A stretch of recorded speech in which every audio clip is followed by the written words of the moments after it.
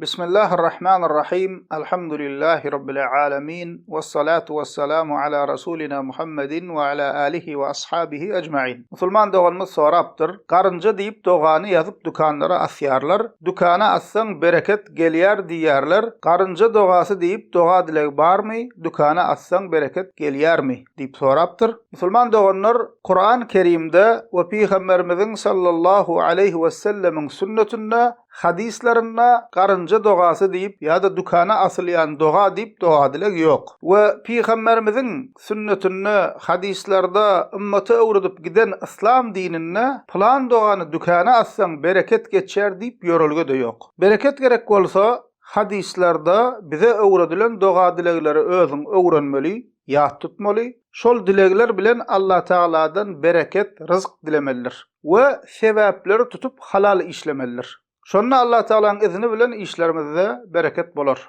Eger doga dileg öwrenjek bolsak, Peygamberimiziň sallallahu aleyhi ve sellemin hadislerinde bize öwreden müňlerçe doga dilegleri bar. Şolary öwrenip sünnetde habar verilen doga dilegler halk içinde ýaýratmalydyr. Misal üçin hadisler esasında ýazylan doga dileg kitaplaryň biri Hisnul Muslim'dir. Şol kitapda her mesele değişli doga dilegler bar. Hisnul Muslim musulman doganlar köp dillere terjime edilendir. Türkçe düşünýänler türkden sargap bilerler, köp kitapçylarda bardyr.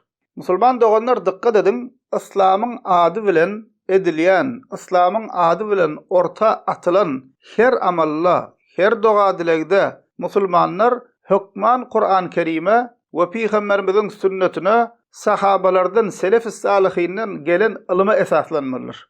Din işlerimizde Kur'an-ı Kerim'e we Peygamberimiziň sünnetine sahabalardan gelen ilyma esaslanmayan her amaldan äga bolmalydyr. Elhamdülillahi Rabbil alemin.